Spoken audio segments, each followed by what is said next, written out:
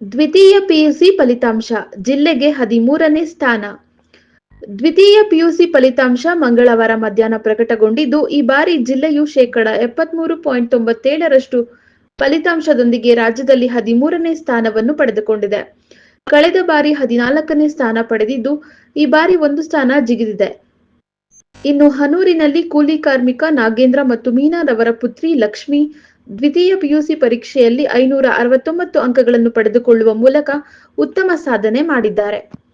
ಚಾಮರಾಜನಗರದ ಜೆಎಸ್ಎಸ್ ಪದವಿ ಪೂರ್ವ ಕಾಲೇಜಿನಲ್ಲಿ ವಿದ್ಯಾರ್ಥಿನಿಯರು ಉತ್ತಮ ಸಾಧನೆ ಮಾಡಿದ್ದಾರೆ ಎಂದು ಕಾಲೇಜಿನ ಪ್ರಾಂಶುಪಾಲ ಪ್ರೊಫೆಸರ್ ದೇವರಾಜ್ ಮೂರ್ತಿ ಮೆಚ್ಚುಗೆ ವ್ಯಕ್ತಪಡಿಸಿ ಕಾಲೇಜಿನ ಆವರಣದಲ್ಲಿ ವಿದ್ಯಾರ್ಥಿನಿಯರಿಗೆ ಸಿಹಿ ತಿನ್ನಿಸಿದರು. ವರದಿ ಹೊಮ್ಮನಂಜುಂಡ ನಾಯಕ, ಎನ್ಕೆಎಸ್ ಟಿವಿ4, ಚಾಮರಾಜನಗರ.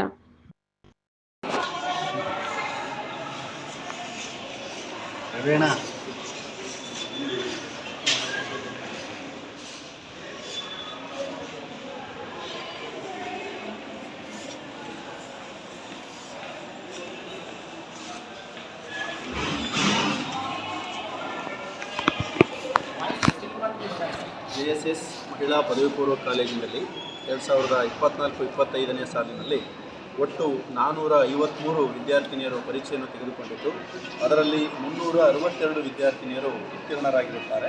ಆ 362ರಲ್ಲಿ 52 ವಿದ್ಯಾರ್ಥಿನಿಯರು ಡಿಸ್ಟಿಂಕ್ಷನ್ನಲ್ಲಿ ಉತ್ತೀರ್ಣರಾಗಿದ್ದು, 241 ವಿದ್ಯಾರ್ಥಿನಿಯರು ಪ್ರಥಮ ದರ್ಜೆಯಲ್ಲೂ, 36 ವಿದ್ಯಾರ್ಥಿನಿಯರು ದ್ವಿತೀಯ ದರ್ಜೆಯಲ್ಲೂ, 13 ವಿದ್ಯಾರ್ಥಿನಿಯರು ತೃತೀಯ ದರ್ಜೆಯಲ್ಲೂ ತೇರ್ಗಡೆ ಹೊಂದಿ ಕಾಲೇಜಿಗೆ ಕೀರ್ತಿ ತಂದಿದ್ದಾರೆ.